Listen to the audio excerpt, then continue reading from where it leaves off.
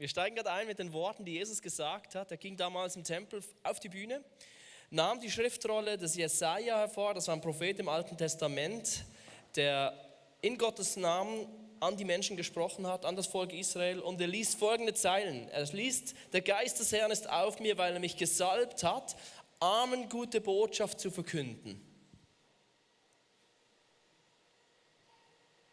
Er hat mich gesandt, Gefangenen Freiheit auszurufen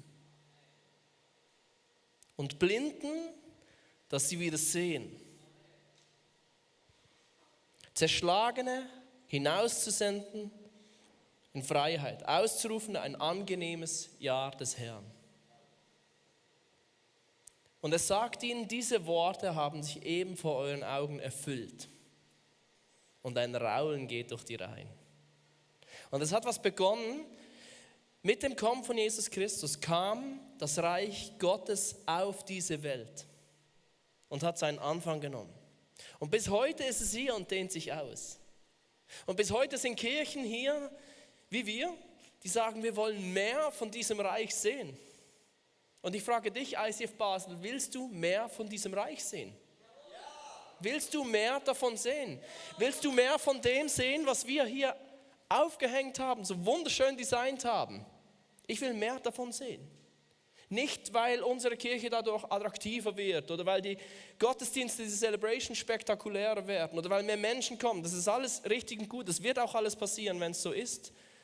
Sondern weil wir für Gottes Reich gehen, weil wir wollen, dass Gottes Reich sich ausdehnt. Dass es mit jedem Sonntag, an dem wir treffen, ein bisschen größer wird. Die Frage ist, wie gelingt uns das? Wie gelingt uns das? Ich steige ein. Ist jetzt ein harter Schwenker mit meinem Instagram-Profil. Ja, ist mega spannend, muss man gucken. Ich habe es dir mitgebracht. Ich wurde gerade eingesetzt als Executive Pastor zusammen mit Matthias Saladin, der ist Lead-Pastor. Ich zeige den Menschen halt gern über Instagram, wie mein Leben so ausschaut. Auch wie meine Kirche aussieht, wie sich so ungefähr anfühlt, weil die meisten Menschen, die nie in eine Kirche gehen, die haben ja Vorurteile und die versuchen dann natürlich auch immer ein bisschen entgegenzutreten. Zeigen, hey, das ist im Fall anders als gedacht. Wir haben das Ganze ja schon im November angekündigt, dass das passieren wird. Ich zeige aber auch Dinge über mein Privatleben, zum Beispiel meine schönen Kinder, meine schöne Frau, mein schönes Haus, mein schöner Garten. Es wirkt alles sehr geschmeidig, finde ich. Sind sie nicht wunderschön? Ist doch einfach süß. Ich gucke selbst die Fotos immer wieder gerne an. Ich zeige auch gerne, hey, Familie und Kirchen das gehört zusammen. Ich will nicht Kirche und Familie trennen. Die dürfen dabei sein. Und ein Arbeitstag von mir am Sonntag ist immer mit der Family. Also meine Frau muss dann viel machen. Aber ich predige ja oft und ich mag das auch. Ich habe das lieben gelernt. Ich habe mir das am Anfang noch nicht zugetraut, aber heute mache ich es wirklich gerne. Es gibt noch Urlaubsfotos und so mache ich heute nicht mehr so viel, aber es ist auch schön. Genau, was anderes, was ich gerne mache, ist Gärtnern. Das ist mittlerweile wirklich ein großer Bestandteil meiner Freizeit. Ich liebe es, Dinge zu bauen. Ich war früher mal Handwerker und jetzt rede ich nur noch. Und deswegen tut es mir ab und zu gut, irgendwas zu bauen. Und du siehst, das ist so mein Profil. Ich bin da so halb aktiv und so halb erfolgreich. Und dennoch habe ich das Gefühl, es hilft irgendwo, um mich ein bisschen nahbar zu machen, um den Menschen ein bisschen zu zeigen, wie lebe ich mein Leben, wie fühlt sich meine Kirche an, wie sieht mein Alltag als Pastor aus, dass die Menschen irgendwie ein bisschen näher an die Kirche ranfinden können. Das Spannende ist, finde ich, was ist mit den Fotos, die nicht auf Instagram zu finden sind? Was ist mit all den Situationen, die ich nicht so gerne zeige? Weil lass uns ehrlich sein, das wirkt schon alles sehr geschmeidig, oder? Auf den meisten Bildern sehe ich echt gut aus, meine Kinder, meine Frau auch. Man nimmt immer vorteilhafte Bilder. Aber was ist zum Beispiel mit dem Autounfall? Als wir unser Auto geschrottet haben, das ist nicht auf Insta. Komisch, oder? War ein bisschen ein spezieller Moment, ein Schockmoment, sind heute noch nicht stolz drauf. Aber es gehört irgendwo zum Leben dazu. Was ist mit all den anderen Situationen, wo wir versagen, wo ich etwas baue, was nicht schön ist, wo wir mit unseren Kindern nicht so schön im Garten spielen, sondern im Streit sind und uns unfähig verhalten als Eltern? Was ist mit den Situationen, wo wir nicht Nächstenliebe leben? Mit unseren Nachbarn, mit den Leuten im Verkehr, darin bin ich auch gut. Da kann ich den Zorn Gottes walten lassen. Manchmal muss es auch sein. Von den meisten Situationen wie diesen gibt es gar keine Bilder und keine Videos und es ist besser so, glaubt mir. Oder was ist mit den Bildern, auf denen ich nicht gut aussehe? Ich habe dir eins mitgebracht. Ich hatte eine Augenentzündung und auf diesem Bild hier konnte ich die Augen noch nicht öffnen, weil sie so verklebt waren. Ich habe einfach blind ein Foto gemacht. Ich finde, ich habe ganz gut getroffen, weil ich gedacht habe, ich muss es festhalten. So übel war es noch nie. Dann habe ich die Augen unter Schmerzen ausgewaschen und danach sah ich schon ein bisschen besser aus, aber noch nicht so ganz wie sonst. Aber das Foto, das hat es auch nicht auf Insta geschafft. Warum ist das so? Das überrascht dich jetzt nicht, aber wir wollen gut aussehen auf Instagram. Richtig? Wir wollen, dass die Menschen das Schöne an uns sehen, das Gute, das Erfolgreiche. Und die unschönen Seiten, die behalten wir gerne für uns. Und das Ding ist, das passiert uns nicht nur. Das ist nicht einfach nur so bei Lebensereignissen, sondern ich glaube, das ist auch bei Charaktereigenschaften so. Das ist auch bei Themen in unserer Seele so. Wir zeigen gerne das Gute, das Erfolgreiche, das Attraktive und das andere, das behalten wir gerne für uns. So weit, so gut, so funktioniert unsere Gesellschaft. Ich glaube, es wäre auch komisch, wenn wir es anders leben würden. Zum Beispiel auf Insta. Nun, jetzt kommt die Bibel ins Spiel. Da kommt der Jakobus, der alte Knabe, und schreibt: Darum bekennt einander eure Sünden und betet füreinander, damit ihr geheilt werdet. Das Gebet eines Menschen, der sich nach Gottes Willen richtet, ist wirkungsvoll und bringt viel zustande.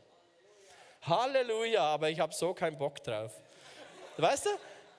Bekennt einander eure Sünden. Das ist peinlich.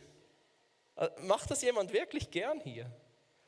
Ich muss sagen, mich kostet das.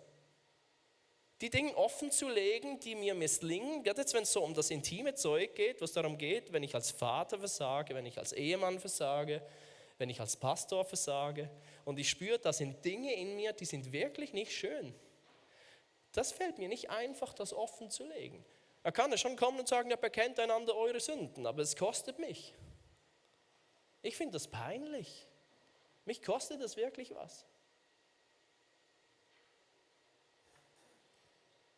Ich will, bevor wir reingehen und uns die Frage beantworten, wie kommen wir zu dieser Freiheit, die Jesus uns verheißen hat, will ich zuerst zwei Begriffe klären, weil ich glaube, es ist essentiell, dass wir vom Gleichen sprechen. Der eine Begriff ist Sünde und der andere Begriff ist Freiheit. Ich glaube, wir müssen das Gleiche verstehen. Bei Sünde, wenn der Jakobus sagt, bekennt einander eure Sünden, es geht um mehr als Selbstoptimierung. Es geht um mehr als einfach nur bessere Christen zu werden, bessere Menschen zu werden. Sünde kommt vom Wort Hamartia. Hamartia könnte man auch übersetzen mit Zielverfehlung. Das heißt, früher hat der Bogenschütze geschossen, wenn dann Ziel vorbei geschossen hat, hat sein Knecht gerufen, Hamartia. Und dann wusste er, vielleicht hat er noch gesagt, mehr links, mehr rechts, aber der wusste, ich habe nicht getroffen. Also wenn du dein Ziel verfehlst, das ist Sünde. Was heißt Zielverfehlung für uns als Nachfolger von Jesus Christus? Gott hat den Menschen geschaffen, um Gemeinschaft mit uns zu haben. Er wollte mit uns zusammen sein.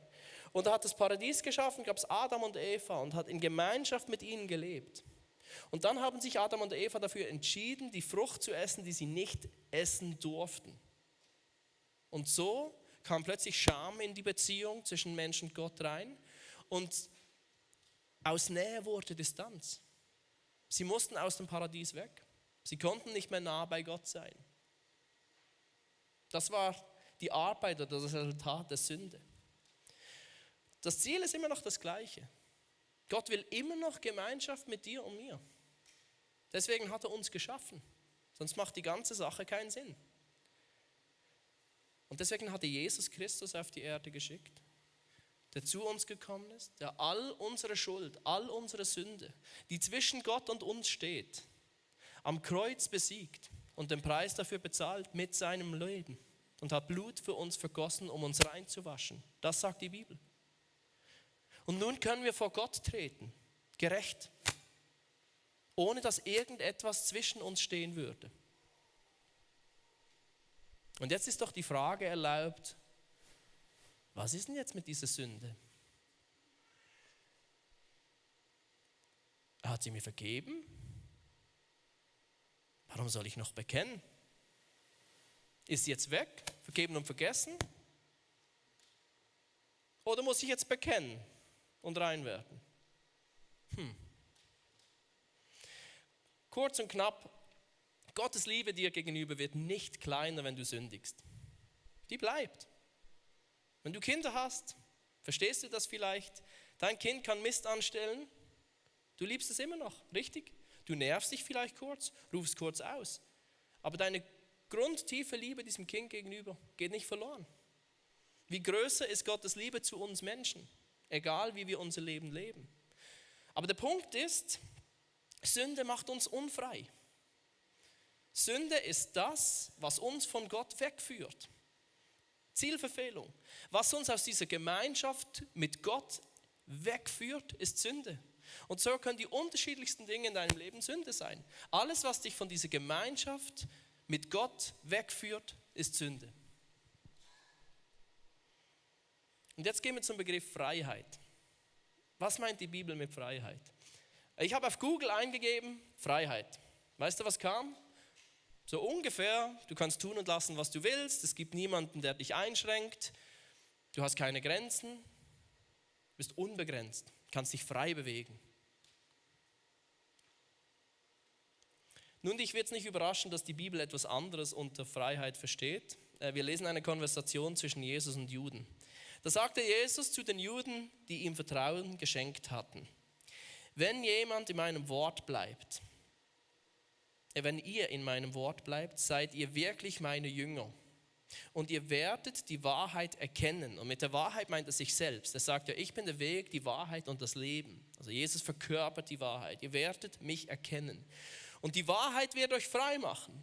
Sie antworteten ihm, wir sind Nachkommen Abrahams und nie jemandes Sklaven gewesen. Wie kannst du sagen, ihr werdet frei werden? Jesus antwortete ihnen, Amen, Amen, ich sage euch, jeder, der tut, was die Sünde will, ist ein Sklave der Sünde. Der Sklave aber bleibt nicht auf ewig im Haus, der Sohn bleibt auf ewig. Und das ist ein wichtiger Satz. Die Sünde wird ihre Macht verlieren, die wird nicht auf ewig bleiben, aber der Sohn schon. Und dann kommt der bekannte Satz, wenn also der Sohn euch frei macht, werdet ihr wirklich frei sein. Und wir sehen hier ein offenes Missverständnis zwischen den Juden und Jesus. Die Juden denken sich, und damals war Sklaverei üblich, was brauche ich Freiheit? Ich bin nicht gefangen. Vielleicht habe ich selbst Sklaven, die sind gefangen. Ich bin ihr Herr. Aber ich bin ein freier Mann. Ich bin eine freie Frau. Ich kann tun und lassen, was ich will. Wie kann es sagen, ich muss frei werden? Und Jesus macht ihnen klar, es geht nicht um die Freiheit, die ihr versteht. Er sagt, es geht darum, im Wort zu bleiben, also das, was er sagt, zu verstehen, damit wir ihn erkennen und dann wird er uns frei machen, wenn wir ihn erkennen, wenn wir verstehen, wer er ist und was er für uns getan hat. Und er fordert sie auf, wenn ihr das tut, dann seid ihr wirklich meine Jünger, dann werdet ihr mir nachfolgen. Und das ist etwas paradox, aber wenn wir das kurz versuchen zu formulieren, würde ich so sagen, die Bibel versteht Freiheit darin, sich Jesus unterzuordnen und ihm nachzufolgen. Und das klingt jetzt vielleicht in dem Moment für uns etwas gegensätzlich. Freiheit bedeutet Unterordnung.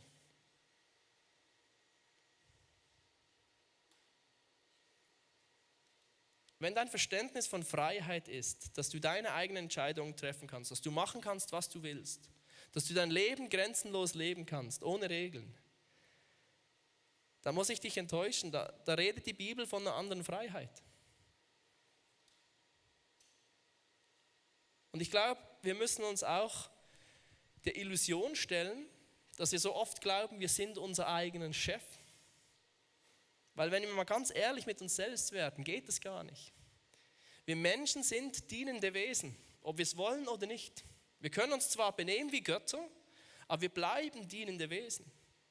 Wir dienen immer einem Herrn. Das kommt in der Bibel immer wieder hervor. Wir dienen immer einem Herrn. Wir haben mal eine großartige Predigtreihe gemacht, die hieß Gods, wo wir solche Götter, die sich aufbauen können in unserem Leben, mal Namen gegeben haben. Und es gibt so viele Herren, die sich aufbauen können in unserem Leben. Wir können dem Erfolg dienen. Alles tun, dass wir erfolgreich sind. Und das fordert seinen Preis ein. Und wir werden zum Diener des Erfolgs. Wir können einem anderen Menschen dienen. Wir können alles dafür tun, von diesem Menschen geliebt zu werden. Und können unser ganzes Leben nach diesem Menschen ausrichten. Wir können unserem Arbeitsplatz dienen, unserem Chef. Wir können alles für die Karriere geben. Wir können dem Wohlstand dienen und unseren Wohlstandszielen hinterher gehen. Und dann dienen wir dem.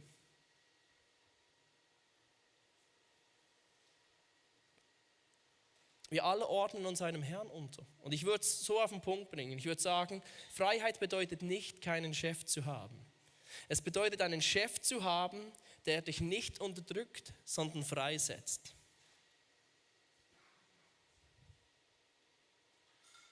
Und Jesus macht das so klar, dass er genau dafür gekommen ist. In Johannes 3 sagte, denn Gott hat seinen Sohn nicht in die Welt gesandt, dass er die Welt richte, sondern dass die Welt durch ihn gerettet werde.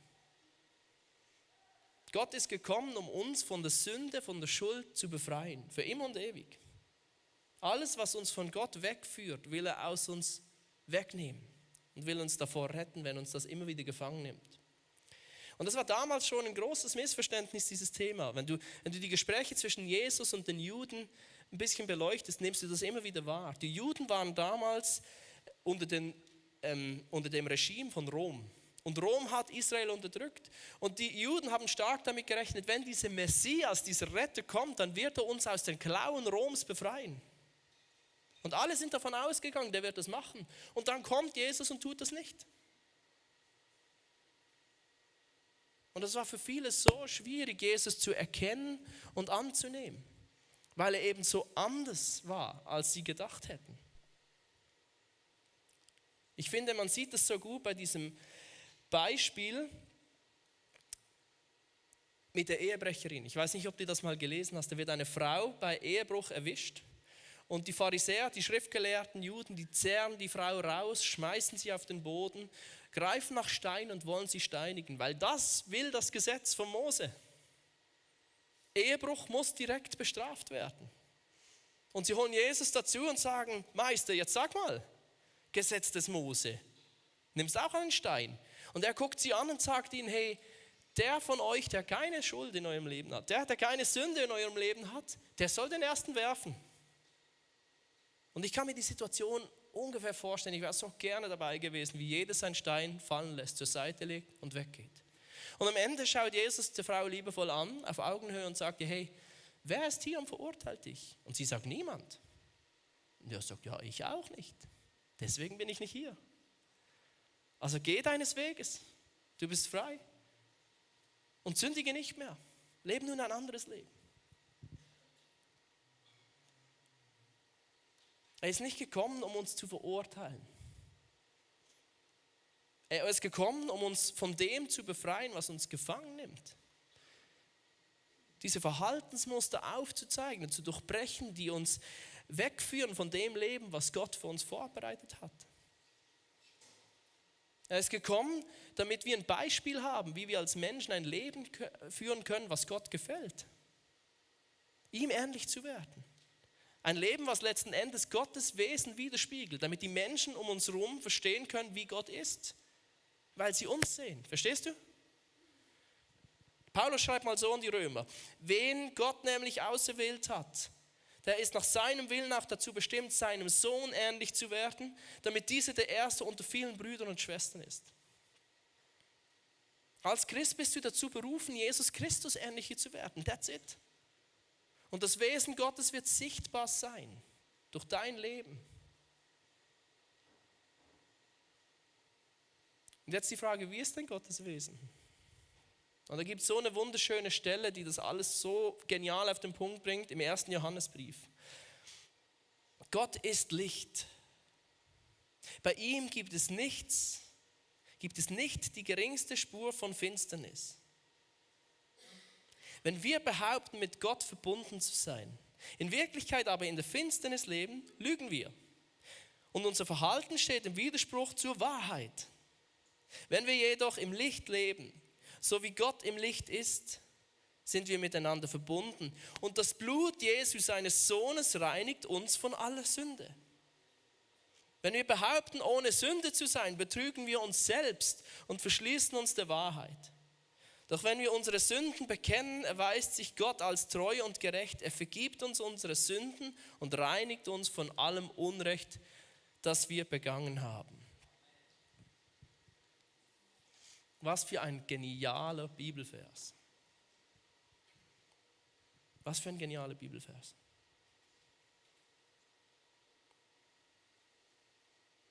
Johannes schreibt, jeder hat Sünde in seinem Leben. Es lohnt sich nicht so zu tun, als ob ich keine Sünde hätte. Versteht, das ist so ein wichtiger Punkt. Wenn wir über Freiheit für Gefangene sprechen, können wir so schnell an unsere Mutter denken, an unsere Schwester, an den Drogensüchtigen in Kleinbasel. Wir können so schnell an andere Menschen denken. Und Johannes bringt es auf den Punkt und sagt, nee, weißt du, wer gemeint ist? Du bist gemeint. Du bist der Gefangene. Du kannst so tun, als ob du keine Sünde hättest. Das kannst du. Aber das hilft dir nicht. Da belügst du dich selbst. Und wir werden vor eine Entscheidung gestellt. Akzeptiere ich diese Sünde? Oder decke ich sie auf, damit ich geheilt werden kann? Damit ich frei davon werden kann? Das ist das, was uns die Bibel lehrt.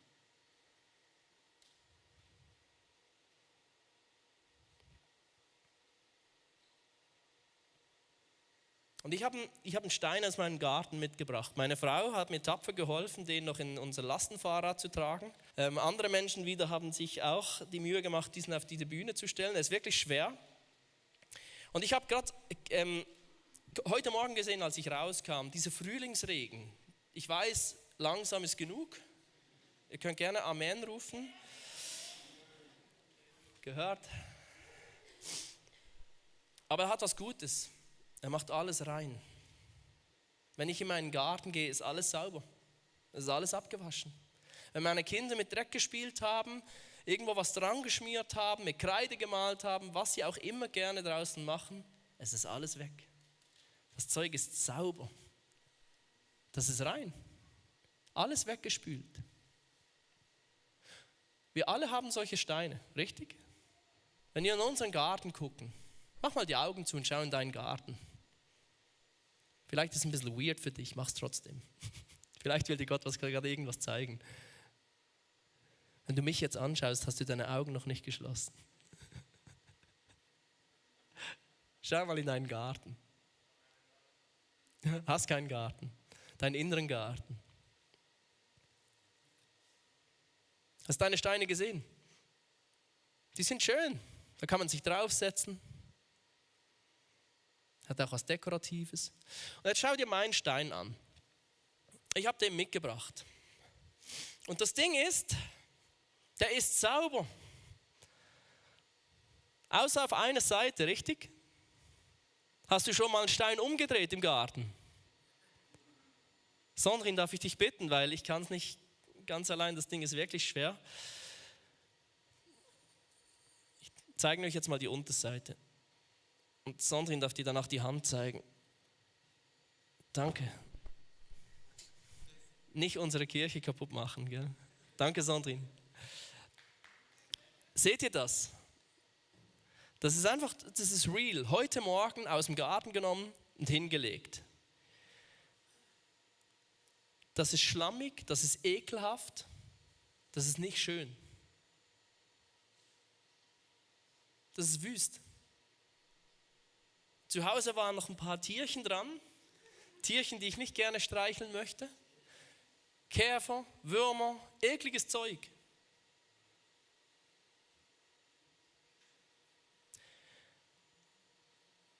Wenn wir die Steine umdrehen, kommen Dinge hervor, die nicht schön sind. Wir alle haben solche Steine. Die Frage ist, drehen wir sie um oder lassen wir sie so stehen, wie sie sind? Haben wir den Mut, sie umzudrehen? Weil ich weiß, das können auch andere sehen. Ich habe gerade jemanden gebraucht, der mir dabei geholfen hat, meinen Stein umzudrehen. Manche Steine kannst du nicht alleine drehen. Und da musst du den Mut haben, jemanden zu fragen, hilfst du mir? Und jetzt schreibt Johannes in seinem Brief, wenn du das machst, dann kommt Gott und Gott ist Licht und in ihm ist keine Dunkelheit. Und Licht kommt und weißt du, was als erstes passiert? All die ekligen Viecher hauen ab. Du kannst das heute Nachmittag in deinem Garten probieren oder irgendwo an der Birs unten. Dreh einen Stein und guck, was passiert. Die Viecher hauen ab, die gehen weg. Und irgendwann kommt Regen und spült das Zeug weg und der Stein wird sauber sein.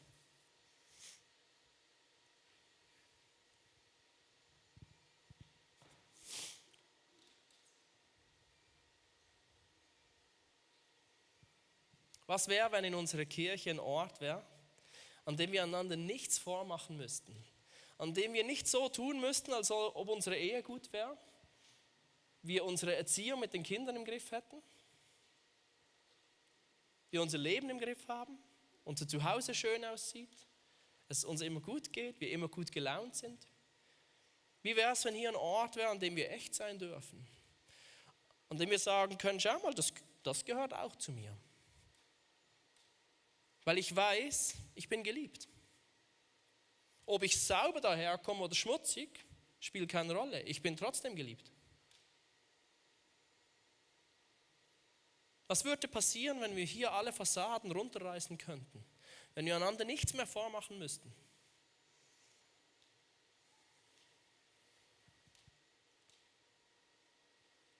Und ich rede nicht davon, dass wir am Sonntag jetzt hier anfangen, Seelenstriptease zu begehen. Allen alles zeigen. Das meine ich nicht damit. Aber was wäre, wenn jeder Mensch in unserer Kirche, wenn du und du und du, wenn wir alle Menschen um uns herum haben hier in dieser Kirche, die alles über uns wissen?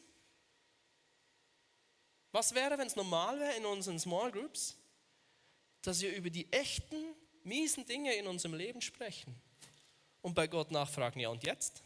Wie funktioniert jetzt das mit dem Abwaschen? Was machen wir jetzt?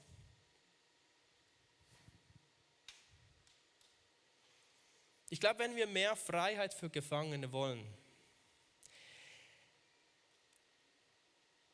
dann müssen wir uns, ob wohl oder übel, in eine Spannung reinbegehen. Und diese Spannung zeigt sich wie folgt. Einerseits brauchen wir die Fähigkeit der Barmherzigkeit. Weil wir wissen, Leid, Schmerz und irgendwo auch Gefangenschaft gehört im Leben dazu.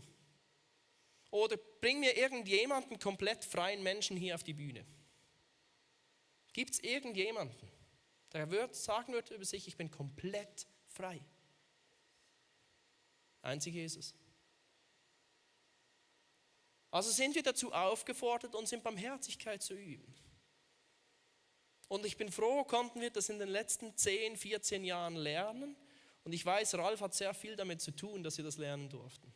Und ich bin so dankbar dafür. Dass wir als junge Kirche mit dem Streben, wir wollen mehr von dem sehen, was Gott für uns bereithält, auch gelernt haben, Lasten mitzutragen, mitzuweinen und auch mal sagen, ich weiß es auch nicht, wenn die Freiheit nicht kommt. Weil das gibt's. Das gibt's. Das gehört dazu. Gottes Reich ist mit Jesus gekommen, aber es ist noch nicht vollendet. Diese Freiheit, das ist nicht wie ein Kaugummiautomat. Du kannst nicht ein 50-Rappen-Stück reinlassen, drehen und es kommt verlässlich ein Kaugummi raus. So funktioniert es, es ist nicht ein Mechanismus. Wir müssen damit umgehen können, wenn diese Freiheit nicht verfügbar ist. Aber gleichzeitig dürfen wir auch nicht auf der Seite runterfallen. Wenn wir nur barmherzig sind, frage ich mich, ja, wie viel von dieser Freiheit für Gefangene werden wir sehen? Weil es braucht auch ein Streben nach dieser Freiheit. Ein Hunger danach. Ein nochmal beten, ein Weiterbeten, ein andere Menschen involvieren und sagen, ich gebe mich nicht zufrieden, ich gebe mich nicht geschlagen. Jesus hat uns was anderes verheißen. Jemand hat mir mal gesagt, bevor er das erste Mal Heilung erlebt hat, musste er 1000-mal beten und 1000-mal ist nichts passiert. Und danach ist was passiert. Manchmal will uns Gott auf dem Weg zur Freiheit was beibringen und oft hat es mit Geduld zu tun und mit dranbleiben und mit Beziehung zu ihm. Verstehst du? Aber dieses Streben nach Freiheit brauchen wir als Gemeinde. Und das ist eine Spannung und die kann ich und will ich nicht auflösen.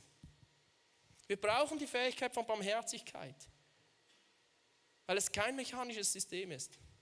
und Leid nun mal zum Leben irgendwo dazugehört. Und wir brauchen gleichzeitig dieses Streben nach Freiheit und diesen Hunger nach dem, was Jesus uns verheißen hat.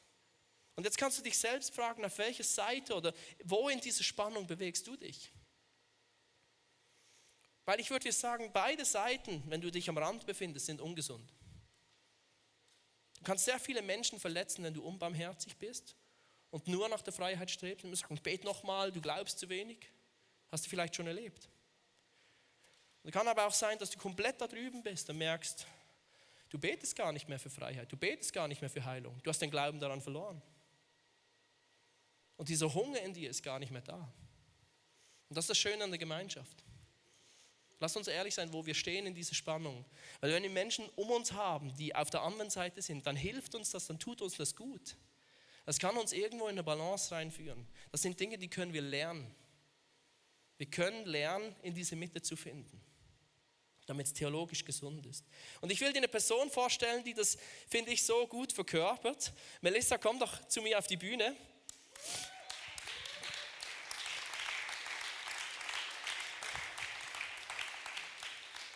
Melissa ist eine Person, ich kenne dich seit 2017 und 2017 habe ich dich kennengelernt als depressive IV-Bezügerin, eine Frau, die nicht viel Lachen im Gesicht hatte. Du hattest keine Hoffnung auf ein gutes Leben, nicht wirklich eine Perspektive. Und heute stehst du da und strahlst wie ein Maikäfer und es ist ein ehrliches Lachen. Und ich sehe, du bist glücklich. Du strahlst eine Hoffnung aus, eine Leichtigkeit. Du hast einen Frieden in dir, wenn ich mit dir zusammen bin. Und du hast einen Job, der dir Spaß macht. Ich sehe dich immer wieder posten, was du machst und du bist stolz auf deine Arbeit, die du verrichten kannst. Du hast deinen Schatz hier dabei, du wirst heiraten dieses Jahr noch. Im ICF, unsere erste offizielle ICF Basel Hochzeit. Was hat dazu geführt, dass du dich so entwickeln konntest? Was mir am meisten geholfen hat, so zum Entwickeln, ist, dass im ICF es Leute gab und hat es immer noch, die an mich geglaubt haben, trotz Übergewicht und psychischen Problemen und so. Und ich konnte in verschiedenen Bereichen meine Fähigkeiten einsetzen und lernen daraus. Genau, und einfach an mich glauben. Genau. Und da möchte ich auch Dankeschön sagen. Und macht es weiter. Was für eine starke Botschaft. Das würde jetzt auch sehr zur Befähigung und Aussendung passen, gell, diese Worte. Menschen erkennen, wer sie sind und was sie können, weil wir an sie glauben. Und ich habe dich immer als Menschen erlebt, du bist immer offen mit all dem umgegangen, was in dir ist. Ich habe das schon damals, 2017, haben wir hier als Mittag gegessen, am Mittwoch gemeinsam. Und ich habe immer gemerkt, du sprichst über deine Stärken, aber du sprichst auch über deine Schwächen. Und du warst immer aktiv drin, auch diese Seiten zu zeigen. Es gehört irgendwo zu mir dazu. Und ich kann mich erinnern, du hast mir noch erzählt, du hast an Detox teilgenommen. Detox, für die das nicht kennen, das ist ein Angebot in unserer Kirche. Da verbringen wir gemeinsam einen Tag, immer One-to-One, also 2 Personen zusammen. Wir beten gemeinsam, wir machen genau das. Wir drehen die Steine um, wir gucken, was kommt darunter vor, fragen Gottes Geist, was ist jetzt zu tun. Und lass uns ehrlich sein, das kostet sau viel. Das kostet enorm viel Mut, weil du hast mir zum Beispiel erzählt, du bist mit enorm vielen Minderwertigkeitsgefühlen dahingegangen. Du hattest sehr einen geringen Selbstwert. Warum hast du es trotzdem getan? Warum bist du da hingegangen und hast mit jemandem einen Stein umgedreht und gesagt, guck mal, das bin ich? Also ich bin dort hingegangen an Detox Day, weil ich gemerkt habe, ich möchte Veränderung, ich möchte Jesus ähnlicher werden und ich möchte mehr von Jesus sehen und erleben. Und ich bin dort hin, wie er gesagt hat, mit recht Minderwert und ja, Selbstwert nicht so. Und Jesus hat dann zu mir geredet und es hat Mut gekostet. Aber Jesus hat das Minderwert wie weggenommen. Es ist auch ein Prozess. Er hat es weggenommen und er hat mich mit einer Krone gekrönt. Das heisst, ich bin jemand in Jesus und ich bin seine Prinzessin. Und das sind ihr auch. Also Prinzen und Prinzessinnen. Und Jesus soll das einfach euch zeigen. Yes, Halleluja. Hey. Halleluja. Jesus, wir danken dir für die Geschichte, die du mit der Melissa geschrieben hast. Wir danken dir, dass du treu bist. Dass wenn du sagst, hey, wenn ihr bekennt, lass mich kurz beten noch, ist gut? Wenn wir offenlegen, was da ist, dann kommst du mit deinem Geist, kommst du mit deiner Wahrheit und bringst Leben hinein. Wir danken dir für deine Treue und wir beten auch, Melissa, dass du das weiterhin erleben darfst. Dass du das, was du gesehen hast, ist erst der Anfang von dem, was Jesus bei dir tun will. Und das sprechen wir dir zu. Amen. Und jetzt darfst du gerne noch was sagen. Und ich habe jetzt zwar erzählt, was Jesus alles gemacht hat, aber ich muss sagen, er muss noch viel machen. Und genau dafür haben wir gebetet. Danke, Melissa.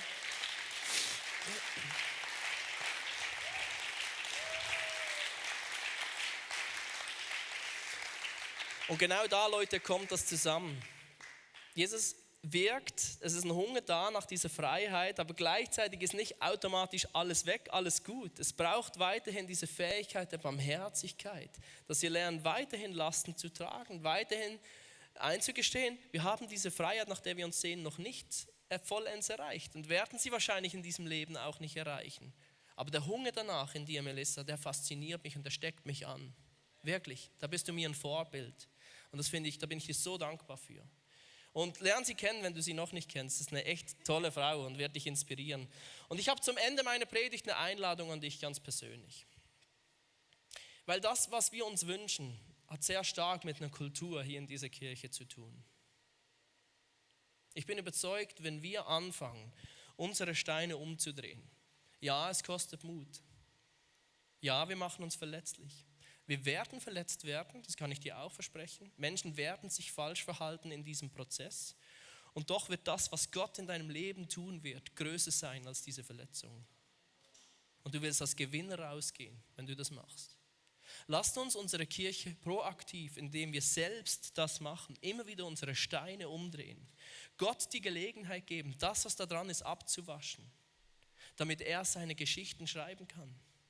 Weil er will uns frei machen. Er wäscht die Sünden ab. Wir machen uns da nicht selbst gerecht. Das ist sein Job. Aber wir drehen die Steine um. Und es ist nicht so kompliziert, wenn du dir jetzt überlegst, ja, wie geht denn das? Hey, wir haben Gebetsteams, wir haben Detox, wir haben Pastoren. Das sind überall Menschen, die dir gerne helfen. Aber letzten Endes ist es gar nicht so kompliziert, weil Jakobus sagt, bekennt einander eure Sünden und betet füreinander, dass ihr geheilt werdet. Jetzt kannst du dir denken, was ist daran so entscheidend, das Beten? Ja, ist ganz einfach. Paulus schreibt es an die Korinther, wo der Geist des Herrn ist, da ist Freiheit. Wenn zwei Menschen zusammen beten, weißt du noch, wo 2 oder 3 in meinem Namen zusammen sind, da bin ich in ihrer Mitte. Wenn 2 oder 3 Menschen zusammenkommen und beten, kommt der Geist Gottes rein und wirkt. Das ist was anderes, als wenn du zu Hause vor deinem Bett kniest. Das ist auch wichtig, aber das ist etwas anderes. Die Bibel verheißt uns hier etwas anderes. Und ich bin so überzeugt, wenn wir anfangen, unsere Steine umzudrehen, dann kommt der Geist Gottes und wird uns helfen. Weil er wird auch der Helfer genannt. Und er kommt und was wir entdecken, ist nicht Verurteilung, sondern Freiheit. Weil da, wo der Geist des Herrn ist, da ist Freiheit. Unser Job ist, die Steine umzudrehen. Und wenn wir das tun, dann wird etwas in unserer Kirche passieren. Das wird die ganze Stadt verändern. Guck's dir an. Die Kirche, von der wir träumen, verkörpert die Liebe Gottes, die sich in Jesus Christus gezeigt hat. Kranke und leidende Menschen erleben Heilung, Hilfe und Trost. In dieser Kirche fallen Lasten ab. Seelische, körperliche, geistliche Beschwerden werden durch Freiheit, Freude und Frieden ersetzt. Zerbrochene Beziehungen werden wiederhergestellt, ungesunde Muster durchbrochen. In dieser Kirche wird mit der Kraft Gottes gerechnet, denn sie ist stetig präsent. Religiöse Gesetzlichkeit weicht einer kreativen, menschenfreundlichen, lebensbejahenden und hoffnungsvollen Kultur, die Gottes Charakter widerspiegelt. Diese Kirche weiß das zu feiern, vergisst aber nicht, mit den Menschen in Not zu leiden und sie durch schmerzhafte Zeiten zu begleiten. Mehr Freiheit für Gefangene.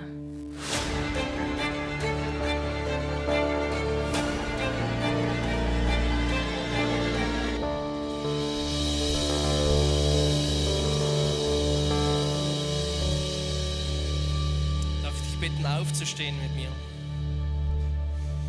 Weil wisst ihr, wir können so viel darüber sprechen, wir können Predigten und Predigten halten, dass wir mehr von Gottes Reich sehen werden. Aber die Bibel lehrt uns immer wieder dasselbe. Wo fängt es an? Im Gebet. Es fängt immer im Gebet an. Wir können das nicht. Wir können uns nicht mehr bemühen, dass das passiert. Aber wir können zusammenstehen und dafür beten. Und Gott nimmt Gebete ernst. Wenn ich etwas weiß, dann das. Also lasst uns beten.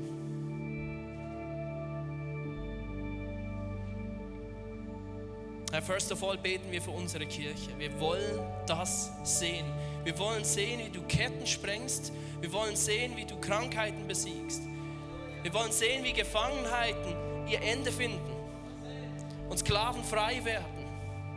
Wir wollen sehen, wie du wirkst. Wir wollen sehen, dass das Worship für Worship, Sonntag für Sonntag, Begegnung für Begegnung, Small Group Abend für Small Group Abend normal wird, dass Menschen frei werden, dass wir zum Teil gar nicht mehr dafür beten müssen, aber dein Geist ist präsent und es ist so normal, dass es einfach passiert und wir die Geschichten erzählen können und uns gegenseitig ermutigen können. Das ist unser Wunsch und mit diesem Wunsch treten wir vor dich, voller Ehrfurcht im Wissen, dass nur du es kannst. Wir können es nicht, du kannst es. Aber wir können unsere Sehnsucht ausdrücken nach deinem Reich. Und gleichzeitig bitte ich für dich, dass du jetzt in dieser Gebetszeit für dich erkennen darfst, wo deine persönlichen Gefangenschaften sind. Weil ich sage dir etwas, Gottes Geist ist jetzt hier. Und er will dich nicht gefangen aus diesem Saal gehen lassen. Und deswegen schau hin, hör hin. Gottes Geist ist hier. Schau hin. Wir gehen jetzt in eine Gebetszeit. Hör hin. Nimm die Gedanken, die dir in den Kopf schießen, ernst. Wir haben ein Gebetsteam hier, das sehr gerne mit dir betet. Ich stehe auch noch dazu. Ich glaube, wir müssen uns ready machen. Und ich glaube, es gibt Menschen hier, die haben sich noch nie dazu entschieden, sich Jesus unterzuordnen. Zu sagen, ich will gar nicht mehr mein eigener Herr sein. Ich will, dass du mein Herr bist. Dann lade ich dich ebenfalls ein, komm zum Gebetsteam. Und lass jemanden mit dir beten. Auf dass dein Leben neu werden darf. So lasst uns jetzt Gottes Geist Raum geben und schauen, was er tun will. Seid ihr mit mir?